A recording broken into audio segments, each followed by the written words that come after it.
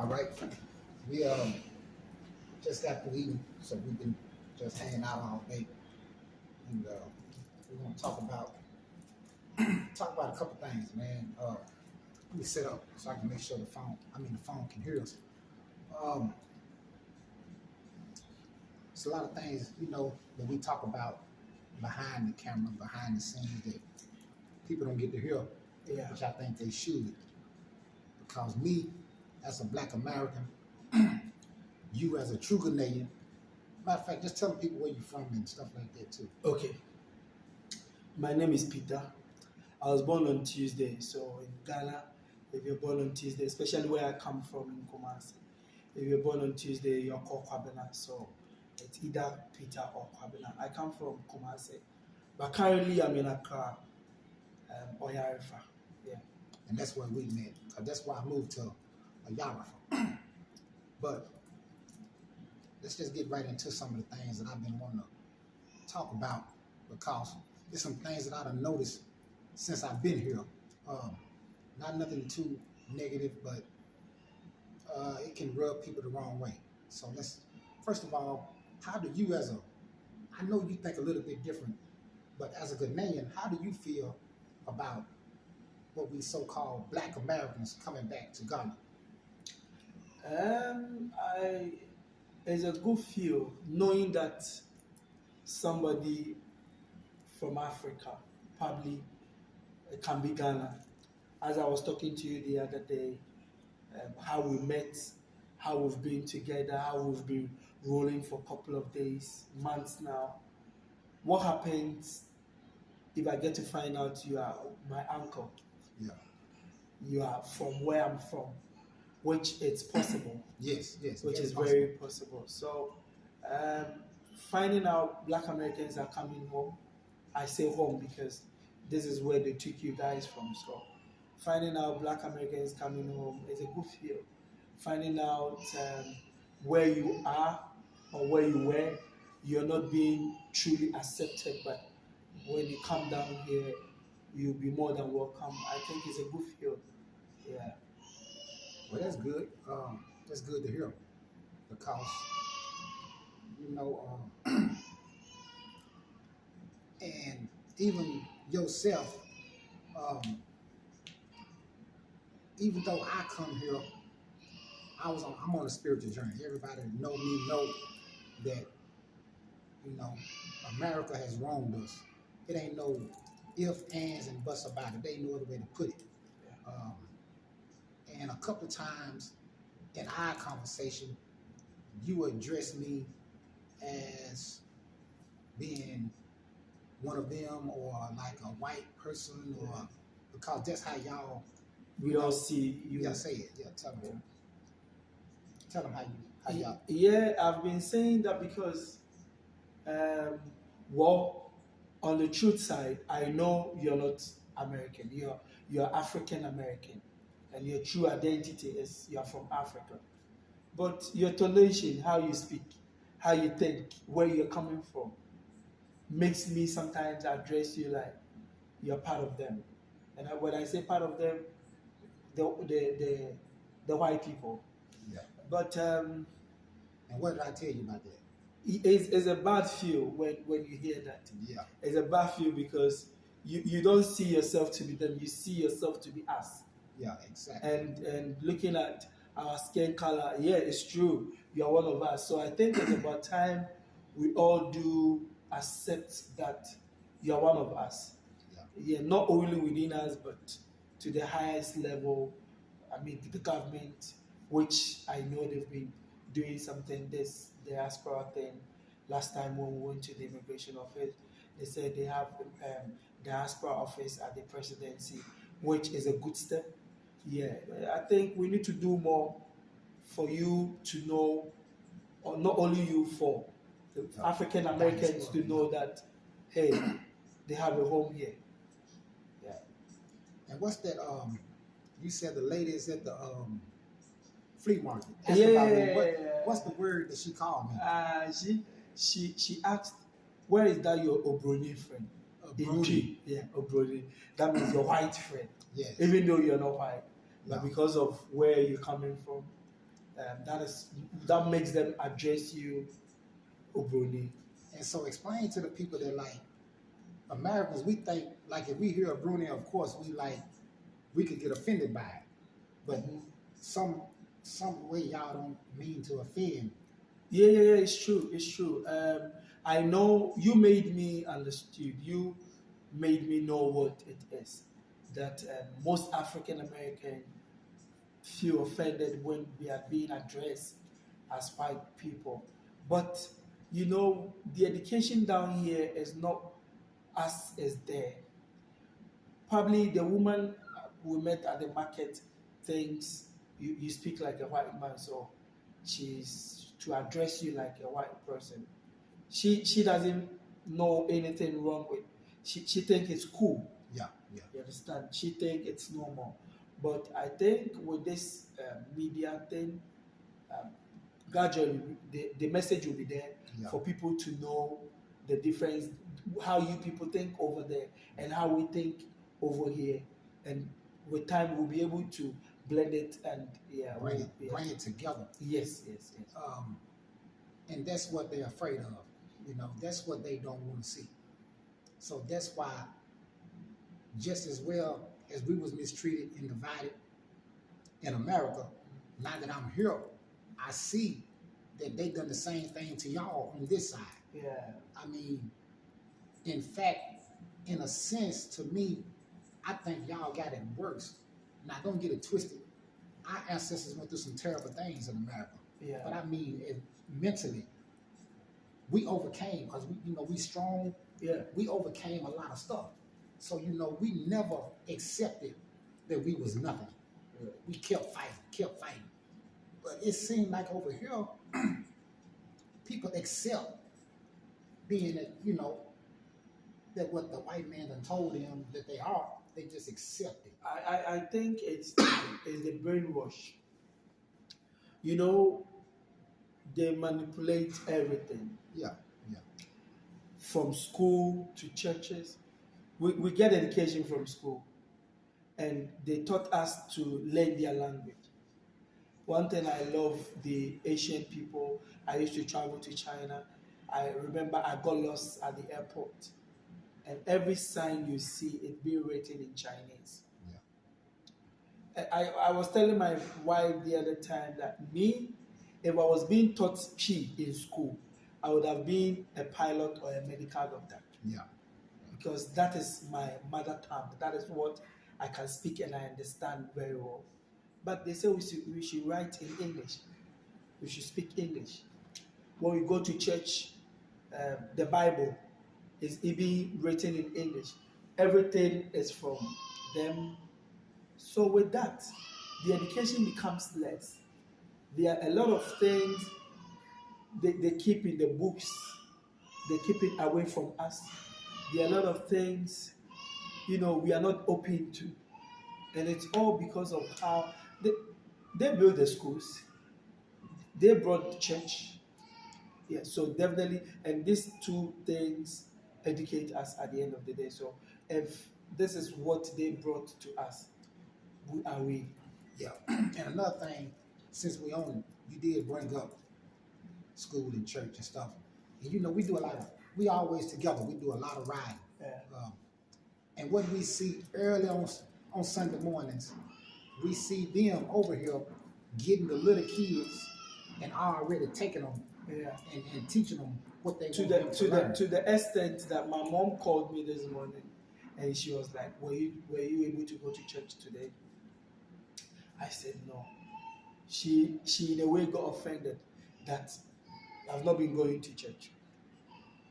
But what I know in the Bible is that I'm the church. But one man called a pastor has about 100 people in the church, which every Sunday they pay offering, tithes, and other stuff, making him rich. Yeah. So these same people will convince the people in the church for them to know the importance of the church because they know what they benefit from the people. Yeah. So who am I? Only me if I say I'm not going to church and hundred of thousands, not hundred, thousands of people are in the church, at the end of the day, they will say, is something wrong with you? But I know there's nothing wrong with me. I just, my 20 CDs, my 30 CDs to pay offering can at least buy some 2 cups of rice for my family. That is why me, for instance, for some time I've not been to church. But our people think the way to heaven is going to church. But what I know is Satan is not afraid of prayers. Yeah. What Satan is afraid of is a holy life. So I don't see any important in that so-called church. But hey, every Sunday, you see when we're coming, there will no traffic because everybody is in church. Yeah, that is what they taught our people. It's big business over here. It's a big business. It's a big business, and I noticed that on Sundays when we go into places, and see, when I come to a Yarafa, I didn't try to come to the fancy part of a crowd. I wanted to be around normal, everyday people. And I see these people that I know, they kind of like struggling already. But on Sunday, I see them taking whatever little bit they got left to give to one person. To give to this place, like, and I'm like, and then when you need something from the place, you can't get it. Yeah, it happened to me. They tell you, go and we'll pray for you. Yeah. And I'm like, don't pray for me, give me the money that I need to pay this bill to feed my kids, you know what I'm saying? But they won't. When I started, and I used to be one, so I can expound on it better than anyone. I was a deacon, I was ordained. I was really surprised hearing that today. I was all the way in there, like, but when the Most High started dealing with me and started revealing things to me and showing me how the white man created a lot of stuff, changed a lot of stuff, took a lot of names out, changed complexions, just done a whole bunch of foul stuff. And that's when I knew that I had enough, because even then, I took my salvation serious. You know what I'm saying? And for them to play with it, with false doctrine and all this stuff that they done created and taught us, it wasn't bad enough to me how I feel that they already stole our identity. Yeah. We the only people that don't know who we are. We struggling, trying to figure out. That's why I'm here now. I'm all the way here trying to figure this out, because we can't get no information from them because they done already changed everything, and they still do it today. Yeah. I mean, even today, a black person can do something, but they gonna put their name on it. Yeah. It's just it's terrible, man. I mean, but to be here and to just to drive down the road, I see the people, I see all the billboard signs. Everything I see represents me. It's all the billboards that I see. Black people everywhere. Yeah. And I'm like, wow. I'm getting up in the way the people feel treat that me. You're home. Yeah, in the way. I mean, even though, like you said, they look at me and they want to call me Bruni or whatever. Yeah. But I done had so much love from people. You know what I'm saying? That's like I correct you. I never took it personal, but I did tell you got one more time. Yeah. But don't do that no more. Yeah. But it was all in love though. But we gotta come together, man, and try to change the thinking of the normal Ghanaian. And the American too. The American we gotta change our way of thinking over there, because they got us stuck thinking that we can't do no nothing. We can't do nothing. We gotta bow down to them. And as I was saying in the afternoon, I think it's about time the African American get to know this. That here you are one of us, and here is your home. So if you are not welcome where you are, it's time you come home. You'll be fully welcome here. Yeah. So it's a message I really wanted to go. And see, that's why, dude, I came here for myself, first of all, um, because of the Most High, just the direction that He sent me for me to come. But man, I'm also trying to like show my family that you don't have to take the racism at work, on their job, when you go to the store, when you're walking through your neighborhood, all that stuff. See, you don't really know what's going on over there, but we got a little thing over there in America called the Karens. They call them Karens. But you can just, if you just walking around the store or something, you liable to run into a Karen. She got something to say, call the police on you just because you're black. You know, all that kind of stuff. We don't have to take that. Dude, I'm trying to show. That's what happened. Yes. Wow. Yeah. I'll pull up some videos and show you when we get time. When we get back to our brief, right now we're in prime chilling. We done ate good, so me and Peter just sitting around talking. Just trying to give y'all some real game. Ain't none of this rehearsed. We talking straight off the dome. So we just being real. And I'm just trying, I'm gonna give y'all some real stuff from a Ghanaian. For them to know it's real. For them to know it's real, that's yeah. My son here. Yeah, it's real. It ain't, this is not rehearsed or none of that. I mean, I want So how come somebody can just call a police just because you're black? It's dude, really, listen, this has been going on since the beginning of 400 and some years ago when we first got there. You know, the black man always had to take the blame. Even when they come out of slavery, the first time somebody get caught doing something they don't want to go, they blame it on the black man. Wow. You know how many black people are probably in jail right now for a crime they did not commit? Dude, we hear stories all the time. I can pull up stuff where people have been in prison for 20, 25, 30 years, get exonerated. Now that we got this DNA thing, DNA is a different animal. Been in prison, man, for 20 and 30 years for a crime they didn't commit. And no, they didn't commit it. Dude, we the scapegoat. We can, whatever they want to put on you, they can put it on you. There is a video I watched concerning this black guy. I always mention his name. This guy, the police. George Floyd? Oh, you know, there has been a lot of videos, but his own really trend. Yeah. It was like everywhere. And looking at how these white people treated that man, there's nothing to argue with what you're telling me. It means that's enough evidence for me to know how black people are being treated. Oh yeah. But for the few months you've been here in Ghana, comparing how you have been treated by the average Ghanaian, by myself, people and the police, remember? And the police the police that even escorted you home. Yeah. They just brought you home. Well, see, I can't compare it. It's no comparison. Yeah. How can I compare? I can't compare freedom to oppression. So where is the freedom and where is the pressure?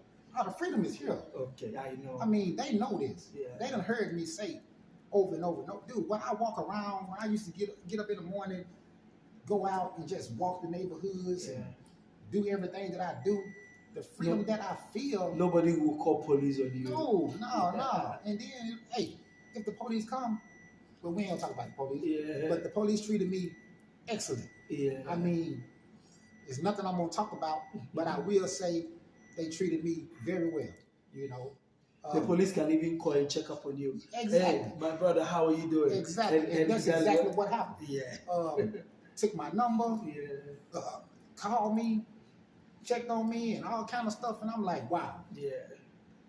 In America, dude, when I see the police coming behind me or something, I'm already, even if I'm not speeding, I'm already hitting the brake because you tense up. Yeah. Because you don't know. And Well, you know their next action in line, you can never tell. You don't know. You just don't know. I mean, dude, you just don't know. And that's a thing in America that we worry about. First of all, once you done pass a certain age and you become a parent, you got to teach your kid how to behave when the police pull you over, because it's certain things that you don't need to do if you want to make it home. Yeah. You know, you just don't never know. You know? Even watching the video, the third video thing, it clearly tells what you're saying, that when police stop you, the little mistake, they can kill you. Yeah. Yeah, because I've seen in the video, and it's not only about him. I have about a couple of videos on my phone, the white trying to kill black person. And you don't have to make a mistake. Don't let me fool you. You don't have to make a mistake. You could just be something they want to do that night. And what they got a favorite line that they can stand up in court and say all day long is, "I fear for my life." That's all they got to say. And the judge gonna be, okay, well, let him go. Just like that? Just like that. They can kill you unarmed, and everything, and then just stand up and say, well, I fear for my life. The police can say, he I fear for my life. With all the gun and everything? Yes. Wow. Over and over and over. So, dude, for me to be here, I just wish I could get through to my kids and my family and other people that's watching, to just like, dude. I know a lot of Nigerian celebrities. Somebody like Burna Boy, somebody like Davido, saying it that they feel at peace whenever they are in Ghana. Even our neighbors say they feel at peace whenever. Here, I would say, is the home for everybody. So far as you have this color, is your home. But I think for us, if you can just get anywhere on this continent, it's gonna be 200% better than where you were.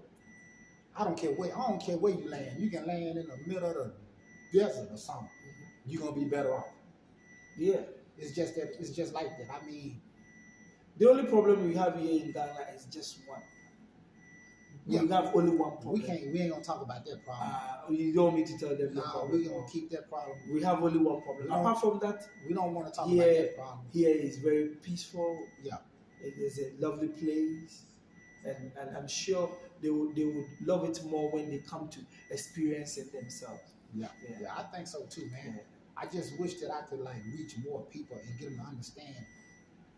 A lot of times, man, you know, people got a hard time. Let me see, what's this? Mark Twain. Mark Twain. He's a famous quote writer, philosopher, whatever.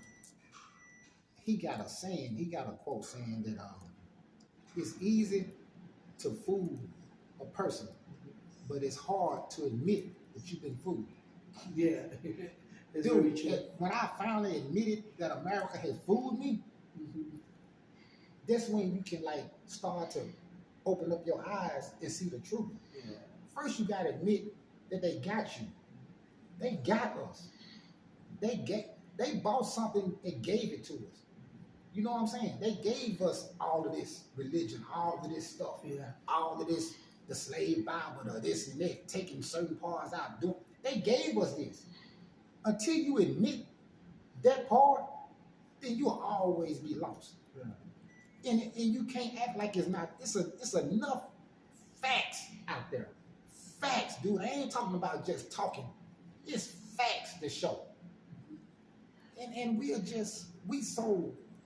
Man, you won't believe your brother, but anything the Caucasian man say, it's law. You know, that's the thing that kind of like, you know, I wish that we didn't have in our system, because I can't say in our mind, because they don't put it in our system. We look up to them for everything. Yeah. And that's like, you know, dude, we got to change that, man, because, hey, at the end of the day, this color right here, this is it. I don't care what nobody think. I don't care what nobody say. This is what they really mad about. It's a reason for that. Because we know who the Most High is really looking out for. It ain't hard to figure it out. Everything you done to me, we still rose. You can't stop this. You're not gonna stop it. It's just a matter of time. Yeah. So hey, I'm just hoping everybody just wake up quicker. Yeah. Because I want to see it before I die. They have to know. Yeah, here is home. Yeah. Here is home. I read it in the news that Jaru, American rapper, is building a school here in Ghana. Last 2 years, was it last 2 years? Last 3 years, we crossed, and a lot of American musicians were here. I heard a lot of them are having properties here. So I believe very soon the news, the education will be out there for a lot of African Americans to know, hey, we have home. It's time, let's go home. Yeah. Well, I hope so. I mean, but we ain't gonna keep on. We just want to rap a little bit, I want y'all to meet my homeboy Peter, and just so y'all can just hear two people from two different sides of the sea get together and have dialogue, good dialogue. You know, the hate got to stop. Yeah. All this stuff, dude. At the end of the day, we won. At the end of the day, I mean, no matter what, everything started here. It's facts today. We got all these people that's supposed to be so smart. We got all these people that's standing up preaching one thing, but don't talk about the facts. The facts is that everything started here. Yeah. This is facts. Google is free. It's free. Google is free. All you gotta do is sit down and take the time and just start doing research. Yeah. You know, Google, YouTube, whatever you gotta do, get some knowledge. Yeah. And understand where stuff started in. It's not hard to find. It ain't hard to find. Now you might not want to see it, you might not want to believe it, but hey, everything started here at the end of the day. So I'm glad to be. I mean, I can't even say glad. Dude, I can't think of a word to say what it feels like to be here. I can't say I'm just glad to be here because that's not good enough. Dude, this last couple of months in my life, dude, if I died tomorrow, or if I died in the next minute, don't even worry about it. Matter of fact, we right at the beach. Just go and throw me in the water. You ain't gotta have a spring water, nothing. Hey, it's a wrap. I don't need none of that. Most definitely don't send me back over there. Hey, dude, I'm home. Yeah, bro, and you're most welcome home. Let's wrap this up. Yeah. We'll holler back. Okay. I believe we had a great conversation. We'll do part 2. Why didn't record?